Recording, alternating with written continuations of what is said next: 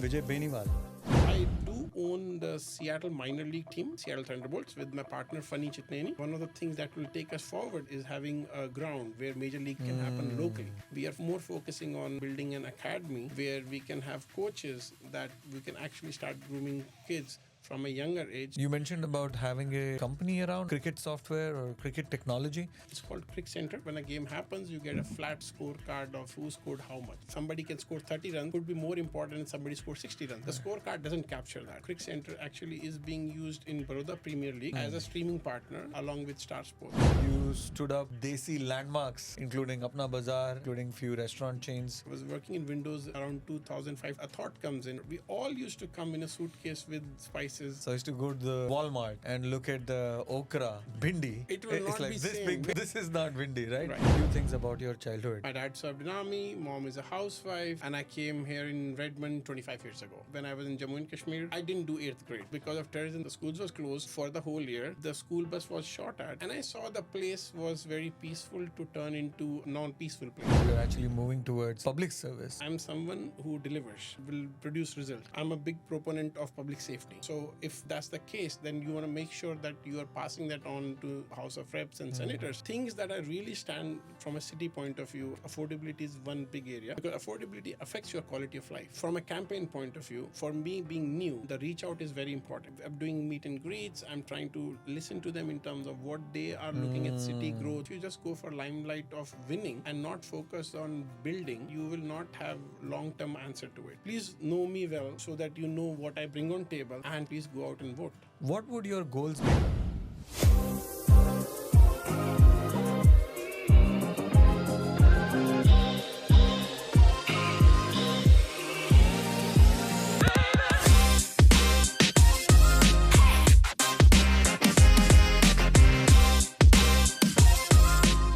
Hello and welcome to yet another episode of Jack of All. This is Adi Naidu and I welcome you to have fun with me living someone else's life for the next hour.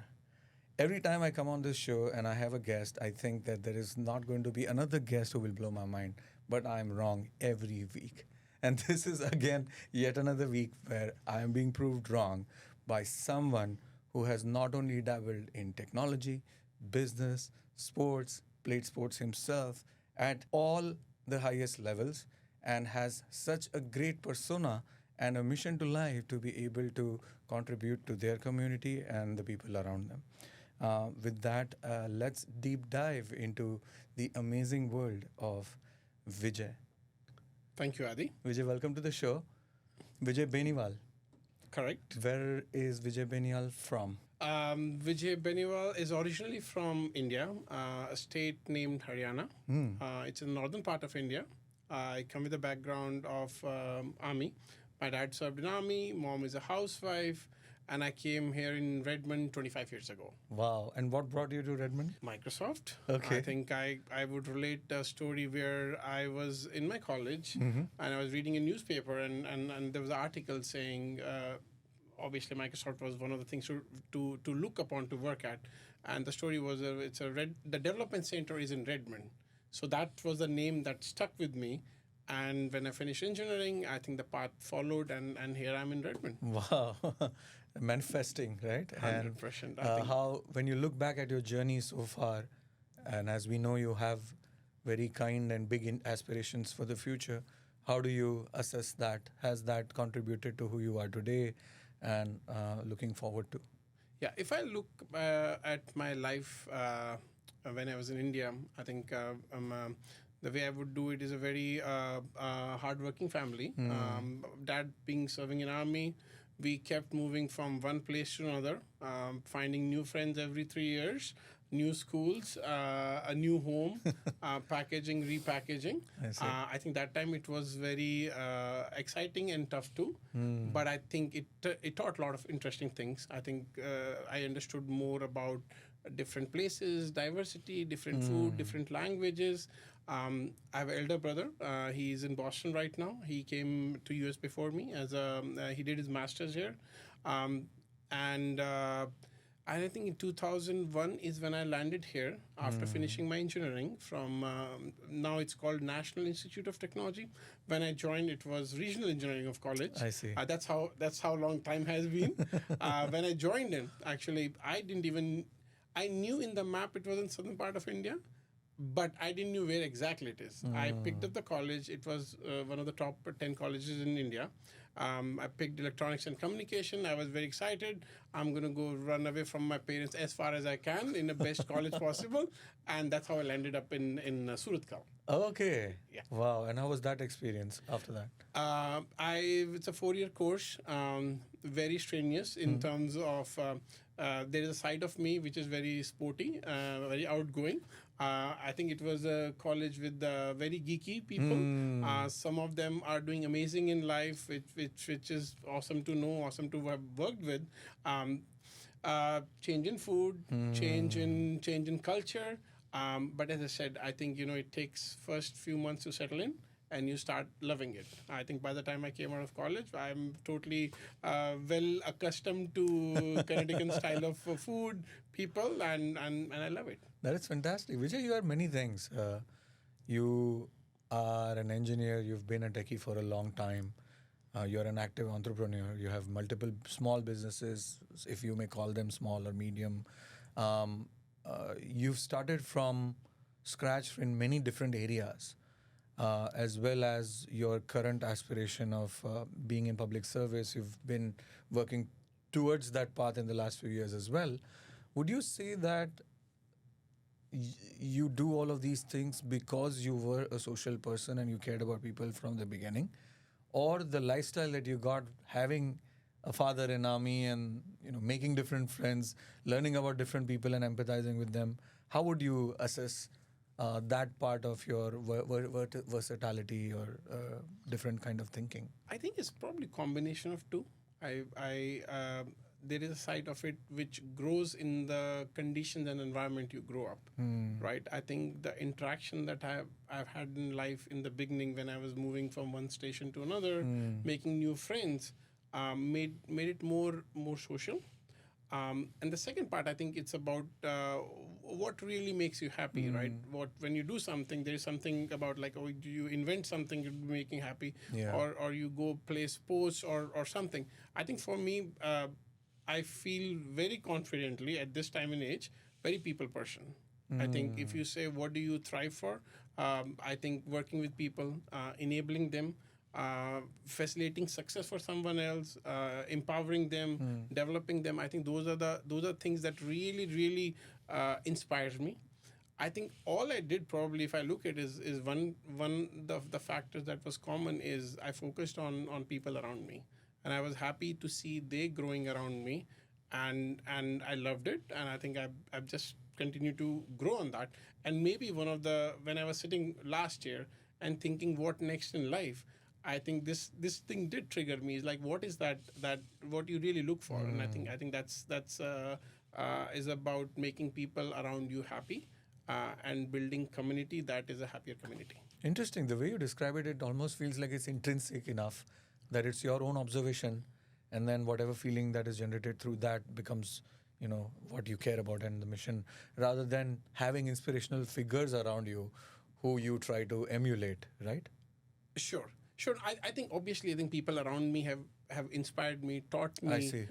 There is no doubt about that. I think when I look at my dad, how he served in army, his interaction with people. Was he a high level officer or he's a retired colonel. Okay. Wow. He fought 1971 war.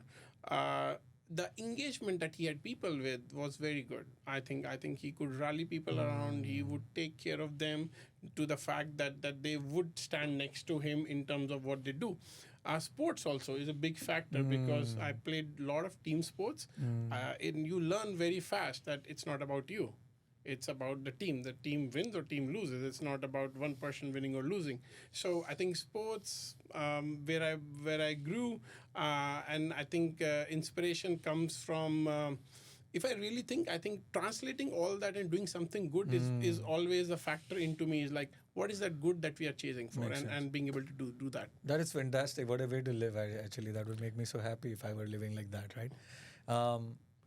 tell me a few things about your childhood. Given your background, you mentioned like a couple of interesting things that have happened to you, and how have they shaped you into who you are? The reason I think that question is important is a lot of times I find people don't explore the other side of themselves due to some kind of fear, whether it's a real fear or a perceived fear of something. And I want to understand like how safety and other things matter to you in your life. Sure. Um, if I was younger, I would have remembered Rupert super fast. So let me run down. At this age, you have to go 40 plus years back. Oh wow, okay. So I think if I look back with the elder brother moving places, um, we it's almost like when you look at a new home, new school, new friends. It's an adjustment that you have to fit in super fast. It's when you do it every time, you learn from it how difficult and how important it is, right? So I think that is one piece from my experience point of view is because I went through it. Now, if you today you say I'm going to put you in a new place, I think I will fit in fast. I will fit in very fast. My experiences are, let's say, the tougher ones if comes in mind faster. I was in states which were heavily influenced by terrorism. I think it taught me the tough lessons in life. I think when I was in Jammu and Kashmir, I didn't do eighth grade. Not intentionally, but I was forced to because of terrorism. There was no school. The schools was closed For a whole year. for the whole year. My elder brother taught me. That's how I caught up on eighth. And rarely would there would be a school time, and when we have to go to school. That being a senior officer, we would have to go in like three vehicles. Two of them are security, one of them you're sitting in. That's how we go to school, and it was 1 hour away. That's how you reach school. You finish it, and you come to know school will not have teachers, and very few students will come in, and you come back. So that's one of the experiences that hits me. And I know these are hard experiences, but I think it makes you who you are. The school bus was shot at, which is like at that age, I was in seventh grade. We are a very young age. It's very impressionable age. And if I look back, I'm like, okay, wow. And I saw the place was very peaceful to turn into a very non-peaceful place. So I did few grades, which were amazing, lovely place. It's Srinagar in Jammu and Kashmir, which turned into no school, no environment in terms of having a social angle or growing, and that's when we moved out of there to a newer place in northern India, so that I can continue focus on schooling. I see. So other than that, I mean, from a hardship of lives, I can say is my dad served in infantry, so there was a time when my father would live in one place, my mother would live in second place, I would go study in college third place, and my elder brother would study in the fourth place. And we would get to chance, the chance to meet is once a year, and that was only few days. So if I look back, I'm like, oh wow, and that time the calling and all was also not easy. So once a year we'll probably meet for a few days. Then my brother came to US. It became more difficult, but all part of growing, right? I think we took in a stride, and I think it's needed. My parents were very supportive of saying, hey, stay healthy, stay happy, focus on education, and we pursued it. What the eventual goal was to have a top level education. I think these are experiences that comes to my mind. Obviously, sports was a good factor which actually kept me healthier and happier. I use these words very important because I think for human these two things are top thing. If you can follow it, your decision making becomes very easy. Involved in a lot of sports. Even when in schools, I played nationals under 14. What kind of sports? Cricket? In basketball. In basketball. In Okay, basketball, wow. I played for Haryana under 14, and we were runners up in India. Which when I was getting into, I had no idea this is what will lead to, and we went to a state called Manipur, which is in the northeast side of things, and I went for 30 days, and there were some incidents, and I came back in 60 days. So when I reached to that place, finished the tournaments, the buses were shut down. So I couldn't come back. So at that age, few times we had to sleep at a bus station or a railway station because there was no transportation back. We overstayed by 30 days and then came back. It was called Mandal Commission. There was some issue in India that time. But again, I think such a lovely thing. You go there representing your state, you win, and then you suddenly say nothing to come back, and then you overstay by 60 days. Interesting. So those are hardship point of view. But again, my parents were extremely focused on giving us the best education, telling in the right things, putting in the best school possible, and finding ways to make sure that we are doing the right thing. I will give a lot of credit to my mom. I think till I was in 8th grade, my father didn't even knew which class I'm in because he was posted in borders and he would travel. Okay. And only I think it's around the 8th grade when they realized that, okay, we need to find a better schooling system so that they have a direction. And then we decided that we'll go to a place called Ambala. Okay. It's in Haryana. There's an army school, which is very good. And I think that's where I did my 9th, 10th, 11th, 12th. Appeared in the exams after that, and I went to Surathkal Engineering College. And then was there any specific thing your parents desired for you guys to do, your brother and yourself? Or was it like, padhai karni hai, engineering karni hai, acha job lena hai, business karna hai? What was it like for you? No business. Nothing. So no one from your family was in the business background? No, my father, there are 6 brothers and 3 sisters. All are either in army or they are in teaching or they are doctors. Okay, so army family. Right. So it's a very academic or this thing. One of the questions that we would is, why don't one of you go to army? Like between 2 of us, right? Because you have 2 kids, we're going army. I think my elder brother was very clear that he wants to go out, pursue higher education. I see. So he came before me, and probably he laid the way for me too, because otherwise I would have gone to army or something like that. I did go for a few days in Army Institute of Technology in Pune, and then when my rank came for CET to get into REC, I changed and I went to REC. I see. Who knows if I would have continued there, where I would have ended up. Interesting. And then that got you to USA after your brother moved here? So, no, then I finished my engineering. Okay. I joined a company called Aditi Technologies. They were one of the 3 vendors, 3 or 8 vendors Microsoft had for ADAS. It's a specialized consultant that used to work in Microsoft. I joined them and I came here, and 3 months working in Microsoft, I joined MSN team. I see. So we're talking about 2001 time frame. Yeah. And then you never... So it's been Redmond, 25 never years. Left Redmond. It's been home. Wow. Me and my brother's in Boston. We keep talking about, he says Boston is better. I keep saying, no, Seattle is better. And we fight over it, and we love it that we both are in two good places. Interesting. And then both of you are here, your parents are in India. When did you start playing cricket? Was it back in India or after you came here? Oh, I think it's a lovely story. I used to play basketball. As I was you mentioned, right? Yeah. So I went to play in basketball college. Being a North Indian, you are looking for certain kind of a food diet, right? I think in my college, when you're part of the college team, you actually get a more diet in terms of eggs and milk. So I used to play more sports for the college team to get extra diet, right? So that was the inspiration. Cricket was one of the sports that I used to play. And I was only a bowler. I would go in, bowl, I would bowl quick.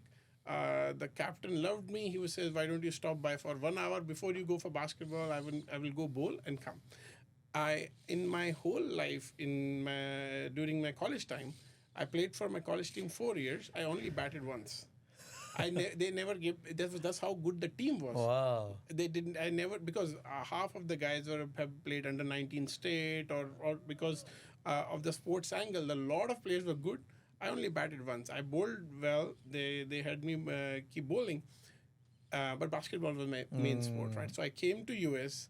I tried my hands on basketball, and within the first year, I raised my hand. Okay, this is too tough. I think for a Indian background to play basketball in US was is tough.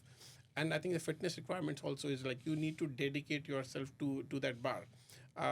So that's when I say, hey, what's alternate game that I can play on weekend, and that's where the cricket comes in. It really is that. So a lot of gully cricket. I'm sure this term is well understood. A lot of gully cricket. I played for my college as a bowler. Good experience. I bowled to some of the players who played for India under 19 and all. So good experience as a bowler comes here. Being an engineer, tough job, strenuous week, and I said, okay, what is a good pastime? And I start playing local league here.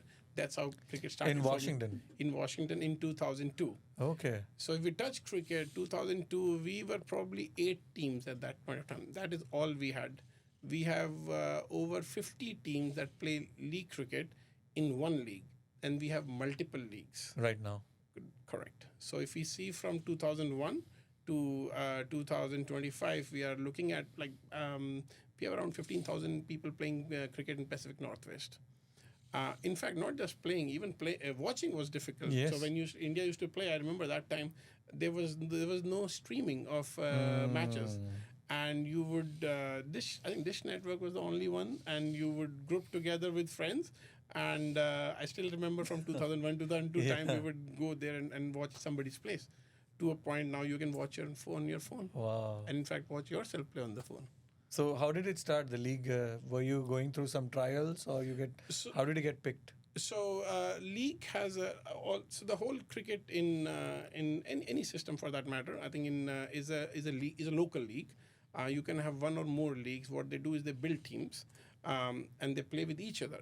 Till that point, it's recreational. They take a step forward by saying, all right, the leagues will compete with each other so that they make one regional team. I see. So US has 8 regions that have multiple leagues. They will compete with each other to make one regional team. And those regional teams will go and play against each other. I see. So the West could be one region. Correct. So we fall in Northwest. Northwest, and Northwest is Seattle, Northern California, Bay Area, Arizona, Portland. So pretty big. And I think the heavyweights are California, Northern California and Bay Area. I think there's a lot more cricket playing population. So when we used to play interleague, we would go to California. And because we didn't have as good grounds, and they would thrash us left, right, and center, and to a point that they would change their team every day, and they still beat us. Bring the B team, bring the C team. So it was very demoralizing. And for us, when we used to build a team, imagine 2001, 2002, 2003 time. If you're trying to build a team who's going to go to California. They need to practice together. There is a funding that needs to happen. So there is a time when you would not get a good 14, right? And I think once we were getting this thrashing, I think that's where one of the inspirations that I had was, okay, hey, this is too much. We need to get the best players, have some process in terms of how we prepare, how we go there and compete. Yes. And comes a point that we started going to California and we started beating those teams. So big shift from not even to make 11 to go with a team that actually started beating them. And I think the highest point we reached was one time we played 4 50-over matches continuously, and we won all 4. Wow. That is the, like from a cricketing terms, like when I say 50 over, that means playing whole day. Yeah, one day cricket. Correct. So 1 day 4 cricket, consecutive days. 50 overs. So almost like 4 days of test match. That's correct. 2 innings. That is correct. No 4 innings.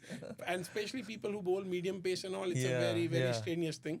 And I have a very funny story about it. Like when we went there was one guy who had played a Division 1 cricket in England. He was a bowler, and he was telling me, Vijay, I can bat. And I said, that's awesome. And we had such a good team that because I have not seen him bat, or he didn't have that many runs. So all 4 games, we batted second. The funny thing is, every time we lost little bit more wickets, and the more and more batting was getting exposed. Right. To the final day, he eventually did get to go into bat, but he didn't face the ball. So we when we talk about it, like, it's so funny that that someone of that caliber was in the team and at least he got to the crease. Wow. So that's when it turned around. I think. How long did it take? for you to do that? 3 years. 3 years. 3 years, yeah. First year the thrashing continued, and I think then we started practicing. Then we started a little bit of process in terms of we would go play in April. The season doesn't even start here, so we said we're going to start in January. We'll pick the best players. We'll prepare them. And the level of cricket was much tougher from here to there. The ball will be quicker. The conditions were different. So we started preparing for them. So it took 3 years. But what it did is actually they started noticing that, Seattle has cricket, right? To a point that when the regional team was made from all of them, I was picked as a captain of the team to represent the regional side. Congratulations. Which Wow. for us was a big deal in terms of not just winning, but winning so well that one of us is the captain. And I captained for around 6 years for the Northwest team. We played a lot of nationals.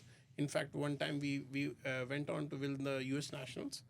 And from this system, we did have 4 players who actually played for US national side. That was a good outcome. And for me, the age was catching up. I was getting on a higher side. I got picked up as a USA national selector to be able to, because I was very connected with the players. I was playing all these tournaments. I knew players in and out. I think one of the good outcomes for me was to be picked as a national selector. So you were the US cricket team national selector? Yes, for men how? and under 19. And under 19 Correct. for 4 years. For 4 years. Wow. Any players you picked that you were super proud of that you were able to There develop are them? few really good ones. Few are, I would say, are the local ones I see. that we picked. I think there was a guy called Alexander from New York we picked. I think the most important thing is when I was there, from a policy making point of view, we changed the way the selections were done, where we said, you know what, just because you have a past is not the reason you're going to be picked in the team. You need to participate in the national tournaments. And we made a hard call of not picking if you're not participating in national tournaments. And we focused more on picking up more youth in the team. I think one of the picks is a guy called Nasir Jamali. He played in this system. He played for our league team. He got picked for USA under 19. Then he got picked for USA senior team, and he actually went to New Zealand to play World Cup. Played against India, Pakistan, Australia, which is a privilege to be doing that. And it created more opportunities for people to say, okay, now the selection committee is more open to kind of pick players based on merit, based on talent, based on youth. So it was a good 4 years. Yeah. And USA team actually did move from Division 3 to Division 2 based on the selection that was made, which was a huge deal. And also USA team got to play against Australia and one more big team in the T20 World Cup. I see. So that was all during the same time. So if you are an Indian selector, right, you're selecting the team for winning some kind of ICC championship. If there is no ICC championship right now, you're going for something that is below that, either a trilateral or a bilateral or a test match or things like that. Right. As the US men's cricket team national selector, what would your goals be? Would they be immediate goals like we should upgrade from the second division to a higher division?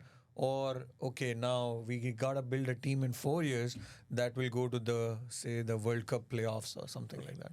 It's actually a tough question. And it's a tough question because if you just go for limelight of winning and not focus on building, then you will not have long-term answer to it. Right? You can build a team by bringing player left and right. I think from a selector point of view, when USA team was played, there are divisions. So when we talk about the top tier, they are the 8 to 10 teams, the top tier. Then there are division 2, 3, 4.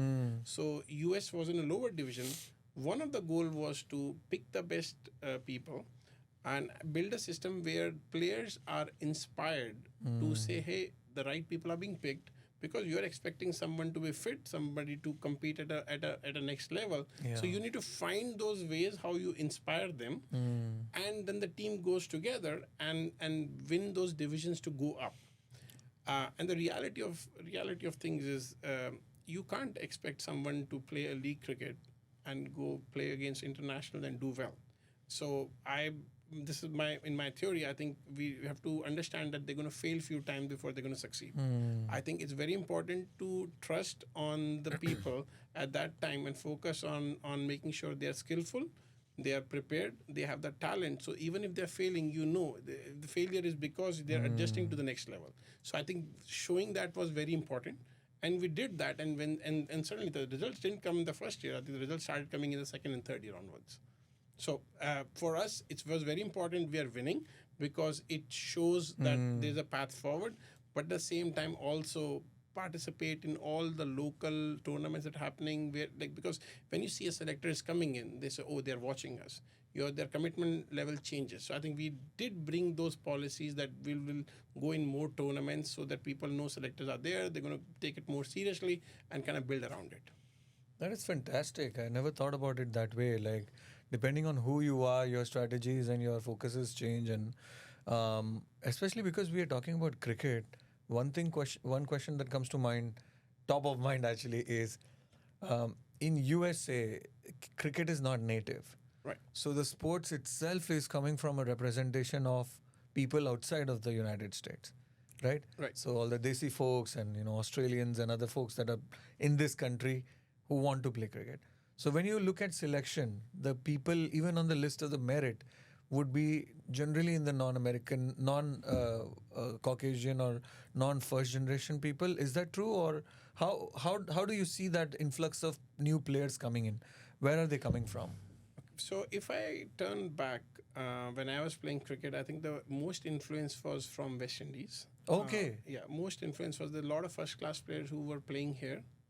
And you would see the US team majority was from West Indians, first class or international players who have moved here. I see. I think that shift started changing around with more non West Indians also coming in here.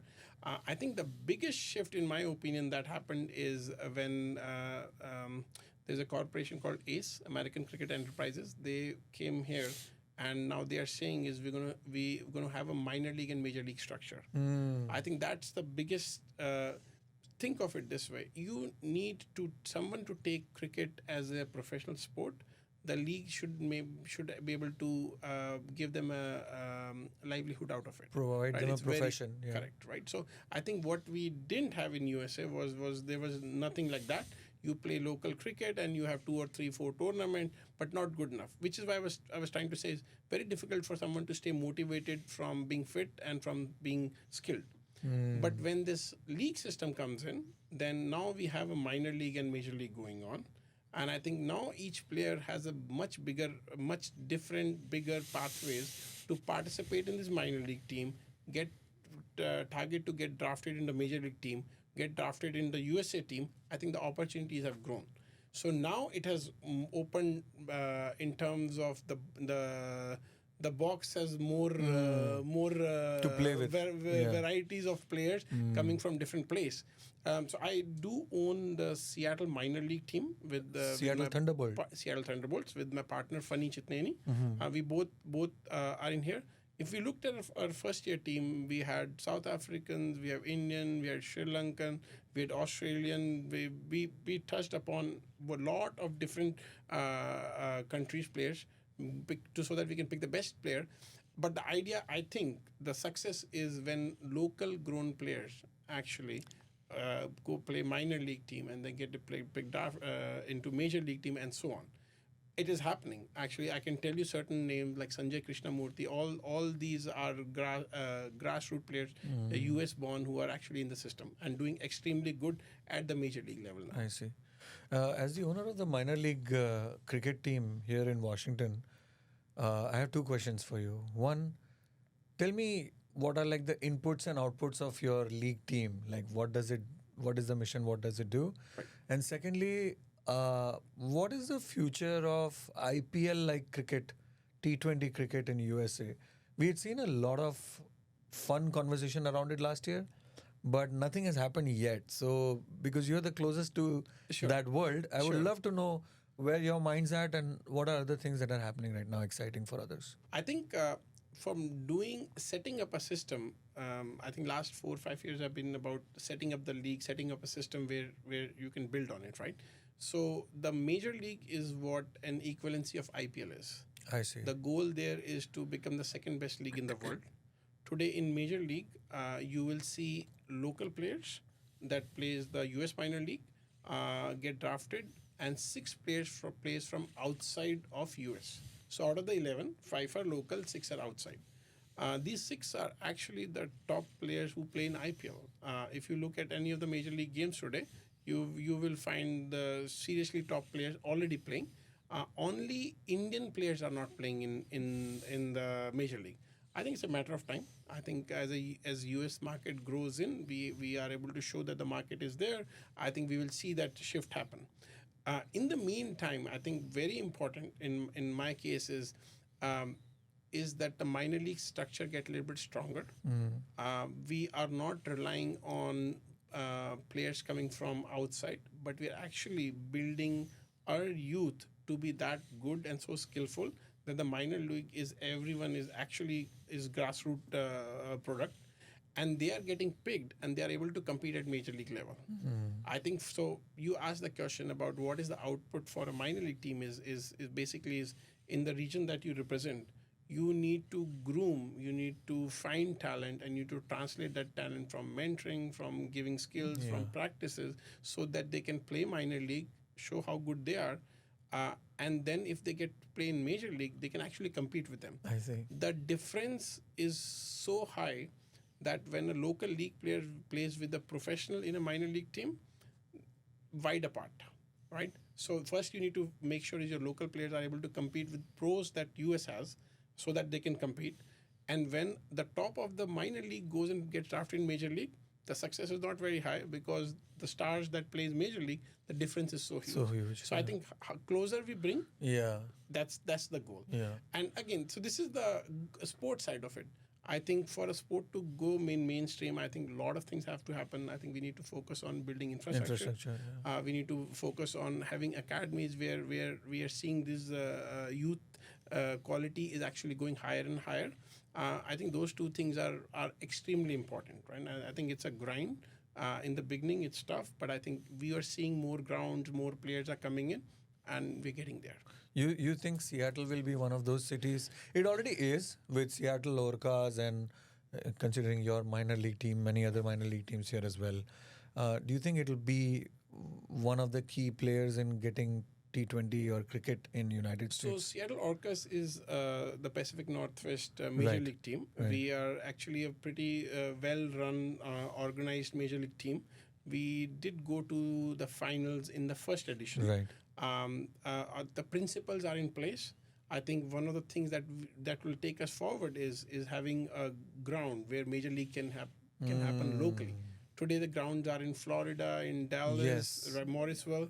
I think, as I said, touched upon infrastructure. Yes. I think once we have infrastructure, then you will see the player can practice, the team can practice here. You can bring them early, get them ready. And I think we have the best weather in the country in summer. For cricket, 100%. I mean, for test cricket. When we go to Florida and to Houston at this point of Dallas at this point of time, I mean, that is very hot. Yeah. Like that is Seattle really offers good 70s, 80s. So you might see a shift where more of them are actually coming here. Yeah. Are there any front runners who are flag bearers here who are helping make Seattle or be ready for that kind of future? Orcas team is owned by Soma and Sanjay. Okay. Satya Nadella. I think they are a big proponent of growing sports locally. Their CEO Hemant Dua is an ex Delhi IPL team. So we have the horsepower. I think we need to use all the, and again, it's going to take a little bit of time. I think infrastructure is a very important thing. Because I think the success of a sport happens when it's happening locally. You and me will plan saying, let's go watch the game together. Right? When that starts happening, you say the sport is growing. And second also is, I think, the engagement of local youth being able to play there is when the local following increases. Right? If we have a common friend who plays there, or we have a youngster in the family who's making ways up, then you will see all people around him will follow the sport more. I think those two things needs to happen because we can have superstars come over here. But we do want the local players also to find a way to get up there. Then you will see the following will increase drastically. Absolutely. Are there any plans for us to make some good infrastructure around in Seattle for like a cricket ground? There are good vibes. There are good decisions made in terms of wanting to have a stadium in Seattle. And I think I look forward that in next year or two we should hear more about where and it happening. That means we can watch a major league game locally. Absolutely, because I've heard that FIFA is coming to The World Cup, yes. Yes, the FIFA World Cup is coming, Yes. so wouldn't mind a cricket World Cup some point of time. So cricket is the in second Seattle. biggest sport in the world. Yeah. I think it's just about Time. that train is little late to come to US. I think it is a big sport. Yeah. In fact, if you go to Vancouver, I played some games there. There's a Stanley Park. In Stanley Park, there's a cricket ground that is there for over 100 years. Wow. There's a big game between USA and Canada from like 100 years back. So sport was there, and it was being played. And I think it's about the time we're looking at since it becoming more mainstream to see if we can bring it in US back. Interesting. Thank you so much. And your current team, and if we're talking about Thunderbolt, you have some local players, some ex-Indian players, and stuff like that, right? How do you manage that? What is their schedule like? Speaking as a jack of all, because you're also running for office now for the Redmond City Council. Right. You have a thriving business or multiple businesses in restaurants, groceries, etc., other things. How much of your day or your time goes into managing your cricket side of I'm actually life? very, very engaged in cricket. The season is around 3 to 4 months during the summertime. And I also see the need to spend more time is much higher right now, right? While we're putting the processes in place, we're building a team around it. We started in 2021. We didn't do well. The Seattle Thunderbolts played well, but the results were not good. And it was okay. It was accepted in 2022. We actually went on to win the US Minor League Championship. Congratulations. Thank you. And we were involved, like, I think we probably will have 100 practice sessions, and I would have attended 95 of them. Right? And I think it was needed because, and I think players were very committed. We delivered, we were a massive underdog team. I think nobody would have said Seattle can win the tournament. Against all the odds, we went on, we win the minor league tournament. And 6 players from the team actually got drafted in the major league team for the major first edition of major league. So I think that was very important. My engagement had been on a higher side as we are doing the building blocks right now. I don't shy away. I think that's the right thing. And slowly, as now things are settling in, I'm more focusing on building an academy where we can have coaches that we can actually start grooming kids from a younger age so they go on the path of getting ready for playing minor league team. Amazing. So that's where, and all these players, the professional players, when they are not playing the minor league or major league team, they're actually helping coach, which is where the balance comes in terms of these guys are like when I say pro, I mean they have played 100 plus first class games. So they are. This is the when I say I'm an engineer, they are cricketers. Right. So they are helping grow the local talent. Yeah. Interesting. Thank you so much for sharing that. Maybe one question other than that was also being someone in technology myself. No matter what I do, whether it's non-technology related creative work, I try to have some kind of a tech angle to it. Right. And you mentioned about having a company around or an idea around cricket software or cricket technology. Would you love to share more about how that is going? Sure thing. I mean, I'm sure you've figured out he's very passionate about sports and cricket. I think the idea is, again, it's a more of a grassroots level. When we are playing sports, cricket matches, the way we do the scoring, the way we do the streaming, and the way we do the analytics is lacking big time. Today, in a definition of cricket, when a game happens, you get a flat scorecard of who scored how much. Right. There is no indication of how important that somebody can score 30 runs could be more important than somebody scores 60 runs. The scorecard doesn't capture that. I think our goal is to actually provide a low cost platform so that below the professional level, when the games, the leagues, the player management, the game scoring, the game streaming, and the analytics can be built on this platform. It's called Cricket Center. Okay. We are So Cricket Center is basically technology I can use at a local level to make my matches broadcast like a Yes. professional broadcast television. that is So correct. live analytics, live scorecard. Is that correct? That is absolutely right. Okay. So So scoring. how did you figure out that there was a need for this? Too many people asking for professional looking cricket match videos? That is one thing, and also if you focus on giving feedback, right, for someone to learn what is the best thing. Again, I said statistical number does not tell how good or valuable it is. Right. I think more important is where you are actually able to reflect from a training point of view. So the streaming data can tell you as a bowler or a batsman what your strength and weaknesses are. 100%. This is only given to professional players because the streaming and all is set up here. At the local level is not there. And today the cameras are so powerful, you Yes, can actually yes. put.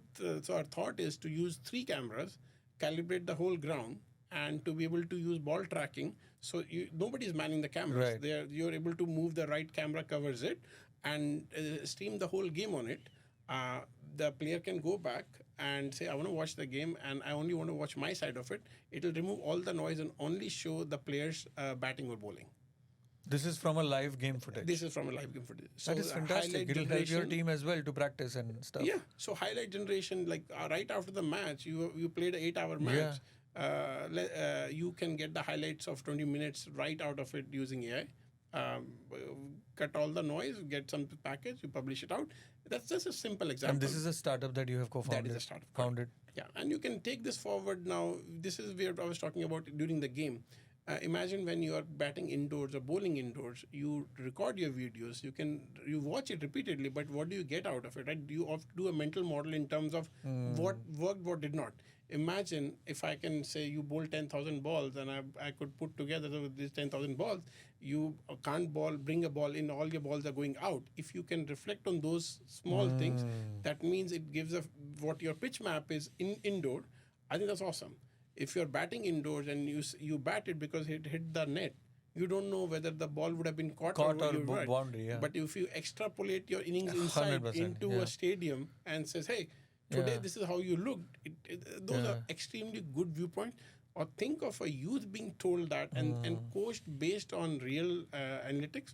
I think it changes. I can't help but think of a very amazing VR use case here, where we have XR or VR kind of a thing where I'm playing cricket, because I love to play imaginary cricket. Okay, what I mean is I would love to have a VR device with a bat. I know there are a few versions out there which are not so great, but for me to simulate the entire match and have that childhood fun that we used to have in our living room. There are lovely products already out there. Yeah. One is obviously having a VR. Yeah. I played it. There are some hacks you can figure it out. I see. I've seen some good restaurant startups which actually gives you a lane where there's a simulation. Okay. Where you can play again. Like Top Golf has a simulation I side see, too, right? I So see. on a similar line, I think we're seeing those getting built. Happening. Okay. So I think it's a great idea, and you will see give next 5-10 years, you will see some good outcomes. I can imagine, because lately I've been seeing a lot of innovation being made in cricket.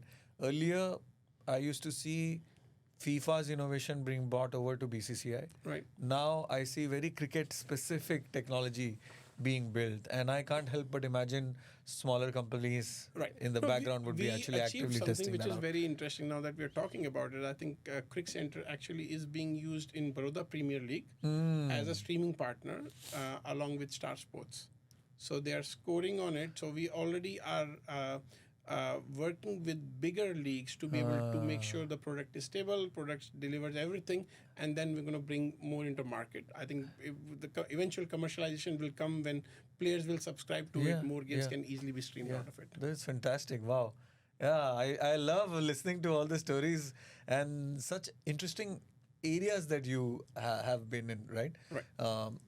Everyone in our country craves to have some fun with software, have some fun with innovative kind of technology, if it's with cricket, Sone pe Suhaga Yeah, kind of yeah. a deal. You follow right? your passion. You do 10%, 20% more only. So while you started cricket in Redmond, you also ventured into some kind of an entrepreneurial run with your friends, Correct. and you stood up few of the marquee sort of desi landmarks Right. in Washington, Right. including Apna Bazar, including few restaurant chains Sure. in Chinbabo Gardens you mentioned. How does that all fit into your story? What made you do that, and how's that going? Interesting question. I think if I have to put a thought to it in terms of how it led, I think we all come to US with a dream, right? A dream to do well, to dream to do more, right? I came in. If you ask who you are professionally and what inside is actually as an engineer, right? I came, joined Microsoft, was doing amazing things. Was working in Windows around 2005, 2006 time, and that's when the a thought comes in is like, hey, our experience around the retail, the grocery setup is poor. We all used to come in a suitcase with spices and lentils or whatever. That was a right? different time, right? Don't mind going into description. Yeah. Yeah, yeah. I think I the remember reality people of taking story is- cart or taking a car, four people going in it Yeah. together, and then going to a grocery store like an hour away. That is true. That distance Yeah. also. So when you come first in your two suitcases, what half of it was this, right? My brother he came to US in '95. He did the same thing. So the thought came in, okay, this is an interesting area to invest in, to kind of see how we can give a retail experience where you are getting everything in here and your comfort level increases from a distance point of view, availability point of view. I think that was the idea. And we started in 2006. We started a flagship in Bellevue. It was a much smaller space than it is today. And that's how we started. We had three partners. And I remember during the Microsoft job and my partner, we would come during the break time to kind of help out in operation during the lunchtime, and we even miss lunchtime sometimes. But you go to Microsoft during the lunchtime, come in, have a quick lunch, help out, and go back. That's how the initial years were, and like a lot of stories. But when 2006 we started like that. I remember there was a time when we needed a storage place and a van, and we were trying to buy a $500 van on Craigslist.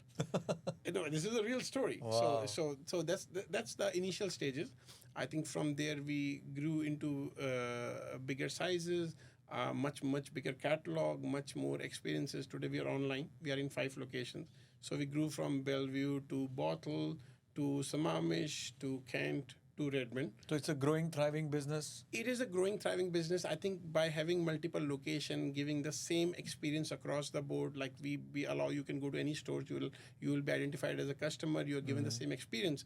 I think we grew much bigger in terms of what that experience is, and we're now looking for beyond just Indian community. I think from an Indian subcontinent, there are a lot of good spices, teas, rice, and I think which with all the globalization, I think it's opening more doors in terms of more people want to try. And This is so nice that you mentioned. Actually, it never came to my mind, but at least in the last decade or so, my Indian store experience has not changed much. It almost feels like we have this film set like stuff, Right. and every store is like that. And now, when you actually go to India, those stores are completely different. Correct. So our US Indian stores look older than the Indian stores in India. That is true. And That is true. what you mentioned is amazing. Like, I would love to see some local stuff from Maharashtra or Hyderabad or we some actually do carry places that. like that, Like rather if than just you- saying Maggie's and stuff. So like if you actually go, if I look at my catalog, what we keep is at least 20% is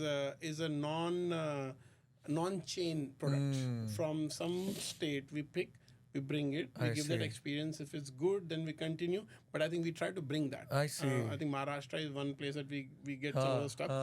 The idea is to bring that the Sure. local experience here.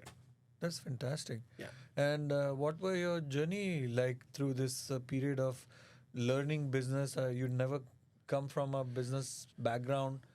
operating at that scale? Was it just good friends, good luck, good people around you, everything else, or I think nothing, random combination. luck? I think it's combination of things. Obviously, I think it's teamwork. I Yeah. always say teamwork always produce result when you have that positive energy. Yeah. I think when we started, we were very clear on what we are trying to achieve. I think we were very clear upon like we go with one principle is the store should be something that we would love to shop, right? So don't decide by anything else, but you make a place where somebody loves to shop, right? And I think that was the idea. So simple. It's very simple, Very actually, very simple. simple principle. And so you don't keep a product that where margin is a factor. You keep a product which is actually good, right? Because then only someone would like to shop. And customer experience is the second thing I think we try to focus harder on. When somebody comes in, they should feel right about it. They feel good about it. I think those two were very strong points. And community responded very well. It allowed us to invest more in terms of like we still continued working all three of us, and we kept investing in making the experiences from a retailing point of view better. Whether it is a software or when you walk in, the time it takes for you to check out, and all those factors. In fact, COVID is when we were really got tested because grocery was an essential service. You want to keep it open, and I think like for example we had to go online much before we were thinking. So we were in pilot, and suddenly this happened. We said, okay, we're gonna go online. We opened up. Who would have thought the first feature request we had to do is how to block the number of order intake. Yes. Because the portal would not stop taking orders, and you have a backlog that was created that we could not deliver. Yeah. And the thing we used to say is we'll deliver in 4 hours, right? So those kind of So all of your promises got affected by that. correct. So the first feature requested is, hey, we need to be able to block how many orders we can take daily because we want to make sure we deliver on the same day. So it's funny, but I think those are some of the challenges. We went online. I remember it's a tough time. We didn't close at all point any day. I think we absolutely made sure that most of our stores are open all time. It needed more work. I think the staff really worked very hard. I remember there was one time you had to clean using a soap, and soap was you would not find soap. So I remember to have read how to make a soap, and you could get those different chemicals, and you bring it out, mix it up, and that's the soap you're looking for, and use that solution to follow the CDC guidelines to clean. Crazy. So I know it's crazy, but those are the like I still remember Ace Hardware. That too, I got Ace Hardware in Duval. I had to go that far to be able to get make those, the soap, to caustic get those soda, chemicals whatnot. and bring it over. Wow. So good stories, but I think intent has always been very good. And we focus on the feedback. I think if there's no retail can ever be perfect, but I think your intent has to be solid in terms of you want to improve. Yeah. Every business is a risk. I'm pretty sure you were never risk averse, but at the same time, confidently risk aware. Right. So how did you venture into like a financial investment of this big nature? Because looking back, I feel like, oh wow, such a success story. Apna Bazar. Right. There's 5 places in the whole state, and everybody knows it, and fulfilling. If I were the owner of Apna Bazar, it would be fulfilling. But when you started, what were the doubts and what were some of the issues that you had to go through? Consider? You're asking a trade secret, but I'll share some of it for sure. I think we were not the first big player. I think we already had successful stores. So when we are coming in, risk was one of the factors. Is like how much you invest in it for it to be useful, right? Like for it to be productive. And with a right question to ask. And I think this is where we said, what are the principles we work with, right? And you make decision based on the principle. I mentioned one of them is we want a store where we would, like when I say we, is like each one of us should say, I enjoyed it, right? How do you make it? And if it means investment toward it, you invest on it, right?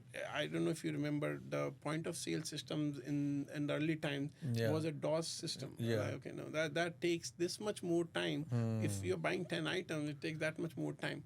let's focus. Experience has to be faster. We change that. Change your point of system. We change point because of that's sale. an expensive It is an expensive investment choice, to make. exactly, right? Yeah. You literally now need at least a half engineer to manage your IT side of things, right? So I think very small things. So I think the experience, we focused more on building good experiences.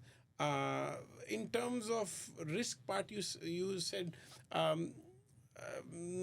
The way I see it is, I think you need to understand what your customer base is, what potential volume of business you can get, and then you balance your estimations in terms of how much to put in. I think we erred on a side that we want to be leading brand, so we focused more on saying, hey, we're not trying to be third or fourth. We're trying to be the best in business, and I think that's where our decision making was.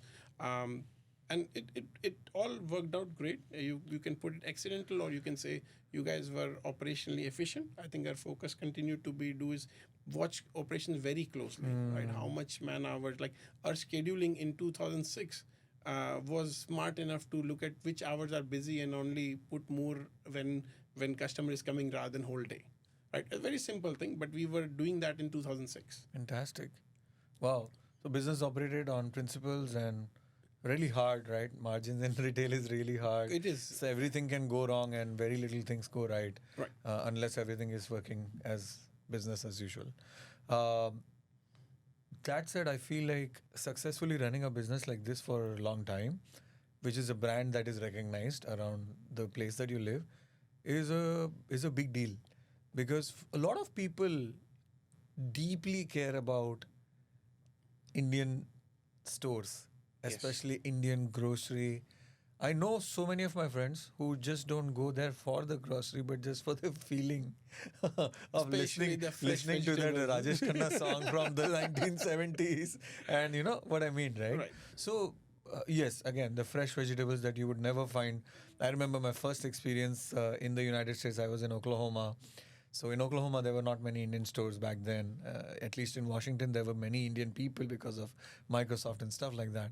So I used to go to the grocery store, and which was Walmart, and look at the okra, which was bindi. It will It's not like be this same. big bindi. I'm like, what? This is not bindi, right? Right. So the first time I found an Indian store, I was like, oh my God, this is the regular bindi that I recognize with. And then I, went and I cooked. So how does that feel, other than the profit and the loss part of it? How does it feel that you realize a vision that is actually physically, tangibly standing somewhere? Right. You can go touch and feel. I felt you started as a business, but I think there is something about that business you start liking. I think the community angle, the happy faces that you see going out of your stores, it was one of the things that inspired to do more, right? Because you actually were seeing that people were able to get what they want to eat. It's actually the sensitive topic, because if you eat certain kind of a food and you don't get food for a week, you crave for it, right? I think what a grocery store does is satisfy that craving, right? The experience and the craving that for. So I think that's what. So we could see people were happy. People would say, "Hey, I'm looking for this. Can you get me that?" And it's not about being a materialistic that I need this. It actually is a genuine coming from inside. Hey, I want to have Haldiram's, that particular thing, right? Yes. It is. Yes. That's how it is, right? Okra, and like we used to get some green chanas, fresh green chanas, and people like, wow, because they would have never thought that you can get the green chanas, fresh green chanas in here. So I think the besides the financial aspect, I think when you see happy faces, what you're doing, I think it inspires you. It makes you say, you know what, we're doing a good thing, and we need to continue to make it better. Absolutely. Everything that you mentioned so far somehow makes me want to connect it to your desire to connect with people. There's always people involved on the other side, either whether they are people forming a group and playing a sport and other people watching it, or people in a community outside of their country sort of enjoying a infrastructure that gives them either the emotional nostalgia of being in their country or satisfying their needs away from the country as well. Now, in the next chapter, you're actually moving towards public service. And I would love for us to end slightly on that note, Sure. because I would love to explore and share with the audience as well. After living a life like that you have shared today, so colorful, so dynamic, so much fun filled, experiences, failures, success, etc. Now, what is that drives you towards public service, and what are you going to do with that opportunity that you get? I'd say it's actually a very interesting question, very deep question. I last year is when I think things for me shifted around. I think touching I'm 48 now. Last year is when I've been like, okay, let me take a break from work and see what else I can do where I feel it's more impactful, more useful, right? I could continue with the same corporate job, continue to focusing on businesses, or there is something else that I can do where which is for people, right? I think that was the very simple inspiration that I had, right? And I started, I enrolled myself as a PCO. It's a precinct committee officer. Precinct committee officer. Right. And what do they do? So they are literally, you can think of it as in the smaller sub areas in a region. You can, for Democrat Party or other party, I think you can say, hey, I'm going to be a committee officer. So you represent a small area. I see. And that's how a legislative district can be broken down into different precincts, and you could be the party's person in that area, right? I think that was my first fray into looking deeply in terms of what options for public service are there. And what opportunity did it provide you? What were your responsibilities? Were you prepared for it? In there, your biggest responsibility is when your elected officials or your party needs to connect with people, you facilitate that connection point. I see. Right? You ideally should be aware of, okay, this is my precinct, how many people are there, who all there. So be the interaction point, right? And I think that's when you involve in a understanding of grassroots political side of things, right? From a corporate, from a small business owner, from media, those are channels where you learn about politics. But this is actually the real grassroots level. You get to see the demographic. Correct. You get to see the challenges at the grassroots level. Is that so? Yes. Okay. You are actually dealing with voters, Real and you people. hear that, hey, why are we not making these policies, or why is this happening? I think all those discussions happen here. Obviously, in corporate world, I think we do discussion, but I think those discussions are media driven, right? You watch something and you talk about it. Yeah. But this is actually on the ground.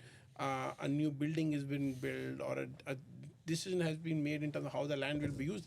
You're talking about the real thing. So this was last year, and I think when I engaged it, I started learning more, and I had taken time off from Microsoft at that time. I was looking into what is the next thing, and I got into this.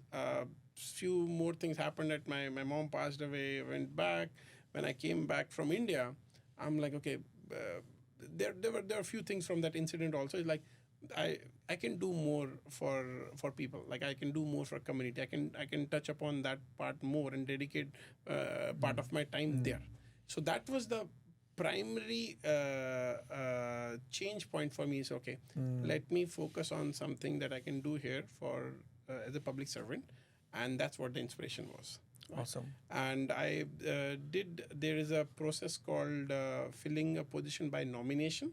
I did participate that in November last. That was for a house rep for legislative district 48. It almost was a good crash course in terms of understanding the process, understanding many things. And in early this year, it was the level set happened in terms of, okay, if you genuinely want to contribute towards this, start at grassroots level, engage there, and do something which is impactful in a positive way, and then you take it forward. I see. I think that's what the city council is the most grassroots level where you can actually work with the residents of a city, understand, listen to their voices in terms of what they're looking for, what they want, and see if they can be translated into policies that can actually let the city grow in how the resident wants. So the role that you are running for, the position that you are running for, the Redmond City Council, what is the responsibility that you will have for the tenure that you will be elected? Right. So there are 7 council members. Their tenure is 4 years. What comes under jurisdiction of city council is city planning. That also includes into how the city is developing the zoning, fire and police, transportation infrastructure. These are the main ones that falls under city council member. I see. City has a good, as Redmond for that matter, is actually a very good set of city employees who actually run the city.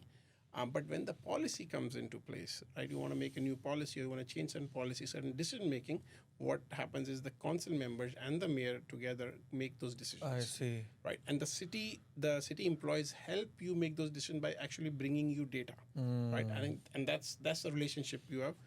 It's all these meetings are public. It happens every Tuesday evening or more. But that's the relationship you're looking for. And is this like a portfolio-based role, or you could do anything? No, all 7 have to know everything. Okay, so it's you a can't vote of say- 7. Correct. There are commissions for planning and human resources, arts, etc. Those are non-elected people can join there and contribute.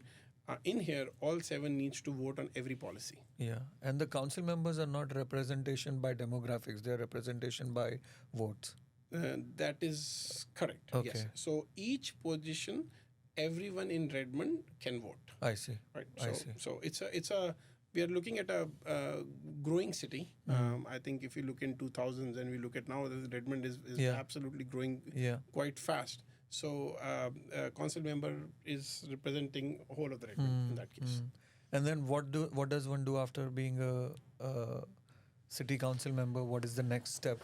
Like, what is the next league, and what is the next division to play to make bigger impact? How does that work out? Right. I believe it's not the position that matters. I think when you are in this role, you obviously influence policies at the state level too.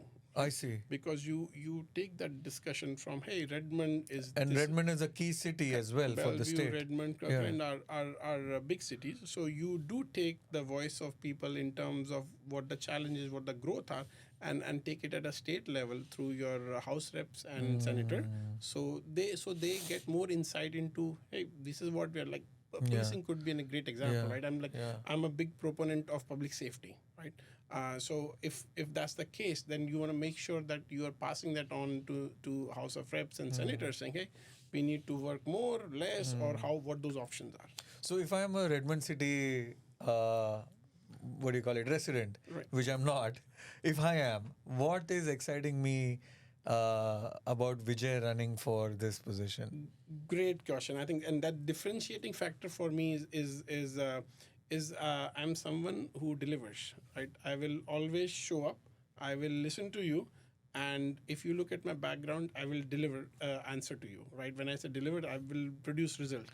I think that's what the biggest differentiation that I put on table, and my background is a solid proof of showing that. Yeah. Right. I think the things that I really stand from a city point of view, I think affordability is one big area. We need to look much harder with the growth in terms of how we manage the growth so it continues to be affordable. You can touch housing part, you can touch healthcare part. I think there are aspects of affordability because affordability affects your quality of life. Right, I think as a resident, I think the most important thing is you're looking at a quality of life. So affordability is very high. Public safety is the second piece that I'm stressing hard on. I mean, I don't want to put you on the thing, but for Redmond, you'll be amazed that we only have 88 police officers. That's a very small number to look at, right? And I think the policing has to be well funded, well authorized to run their operations to make sure Redmond continues to be a safe place. Fiscal responsibility is the other part. I think, especially with the effect of federal changes, I think we need to make sure Redmond is in a very good place from that point of view. But I think I continue to say that, hey, if you are given $100, make sure you use the $100 the most smartest way, efficient way, and be transparent about it. Right? I think Talking about affordability, actually, thank you so much for sharing that in detail. I really care about affordability because given the context of the city that we live in or the state that we live in, it's very dynamic in how things move economically, macro level, based on how tech is doing, how the world is doing, things like that. From that point of view, like how does the city consider affordability in what terms? Like affordability in terms of buying a house, affordability in terms of renting, or daily expenses? How does the city look about it? I'm just curious. I'm not like No, trying to 100%. So interview you here if on that, you but if I'm just you curious. say that are we talking about a city we want to bring the prices of home down, I think that is not the answer. I think Yes. there are other factors to it, right? I think, but when we talk about affordability, I think the way we develop the city in terms of how we manage the density, I think you can bring some concepts where so you have a different spectrum of income, right? I think what you want to make sure is everyone has a place to stay in Redmond, Yes. right? So you bring in your planning that concept I see. and understand how you want to grow density in certain areas. You don't want to change much. There's certain areas you want to grow, but wherever you grow the density, now you want to make sure the the housing supplies suffice to all needs, right? So if you're making a building of say 500 apartments, you want to allocate some apartment to low income, you can allocate some apartment to middle housing. I think you want to address those things so everyone can find a place and at the income level that they are. You also look at affordability from a point of view now in terms of what is the transportation, right? The car is a cost, right? I think so. You look into how the public transportation comes in. So if you're putting multiplexes somewhere, you look into how you bring the transportation around it. Because that is also That in the is the second part. purview of the city. Correct, right? Yeah. Because so you Yeah. build on public transportation. Good. What I'm saying is actually is a very well understood concept because we have seen cities grow. Absolutely. But when we apply to Redmond, we customize in terms of what the resident wants and what best we can do. Like the way I would put it is like I think the planners are predicting 20,000 residents will grow in next 10 years in Redmond. Right? When we look at that, the question comes is where are they going to stay? Where are they going to drive? Which school the kids are going to go? Like those question comes, and to build where the funding will come from. I think those are good question to think about as a city. And I think that's where I was trying to touch upon certain terms like how do the growth management plan should handle how the density is managed. Public transportation is going to be a big part. I think Redmond roads are already bottlenecked. At this point of time, you put 20,000 more. So you give them option so the burden on the infrastructure reduces by having a good public transportation. I see. So we're touching upon few things. Yeah. The way I see it is I think it's very important when we look at our next generation, the decision making should make sure we hand over Redmond in a way that they can actually live here. Right? It should not become everything is so expensive that you can't afford to live here. And it happens. I think there are cities where you can see is because affordability changes so much, they actually have to move out. Yeah. Wow, this is a lot, and not just from the point of view of the city and governance, but also like of all the things that you do and the kind of knowledge and context one has to have to continue to keep them moving. Right. How's family feeling about this new venture? Friends and family, what are their views? The time it takes out of your life. Obviously, that's a factor. But I think somewhere deep down we all believe if something good is coming out of it, it's the right thing to do, right? Do I need to do this? You maybe not. But is it the right thing to do? I think it's absolutely the right thing for me to kind of say, hey, this is what I've done. I have that experience. I want to bring it for city. I think it's a good direction to focus on. So they're supporting wholeheartedly, even when it does reduce my time spent with them. Absolutely. And what makes you happy about this journey? The support that you're seeing so far. I'm actually connecting with a lot more people to kind of really understand that they know the candidate. I think there are two things. From a campaign point of view, for me being new, the reach out is very important, right? So I'm trying to meet as many people as around, and its time is short in terms of primary. So I'm doing meet and greets. I'm trying to listen to them in terms of what they are looking at city growth, what they're liking, what they're not liking, and trying to make as many connection points. And also the percentage of voting that happens is very low. And I think the second thing that I have to say, please know me well, so that you know what I bring on table. And second thing is please go out and vote.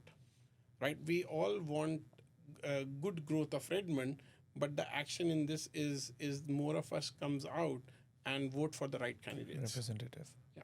Makes sense. Awesome. Thank you so much, Vijay. I think so far I've only enjoyed every little story that you shared.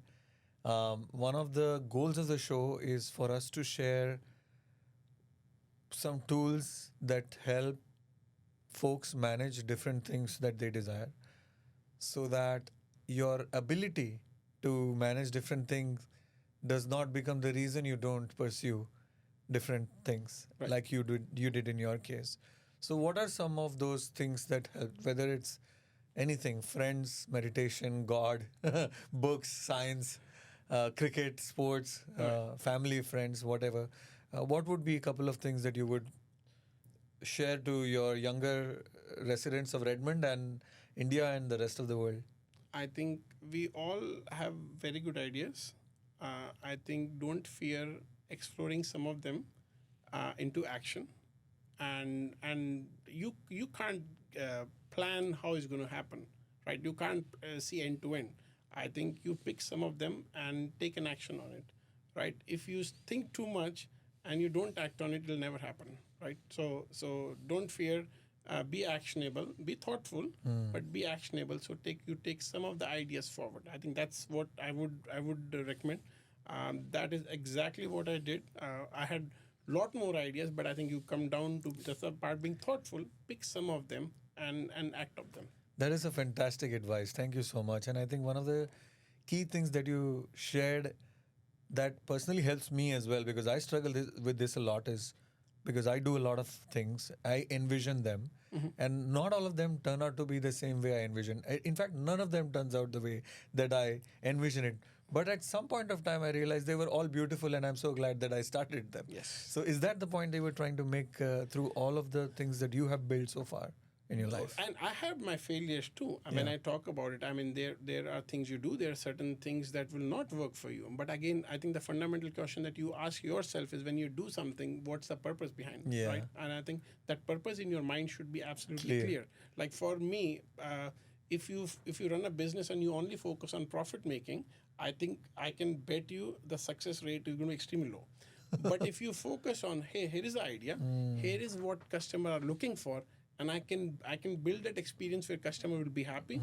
Focus on that part. You will see the rest of it will fall in place automatically. I see. I think it's just about how it helps you make decision making.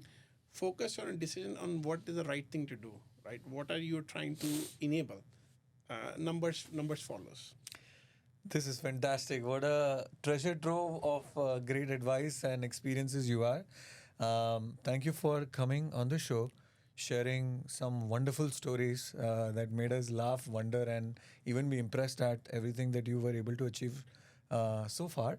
And with all the love and pleasure, we would like to wish you best of luck for your next venture. Thank you. And thank you Appreciate it. so much for your time Thank today, you, Adi. Vijay. Really appreciate for having me here. Absolutely. Good Thank luck. you. This is Jack of All. I'm Adi Naidu. This was Vijay. And we will be back again next week with another super Jack of All journey. Thank you.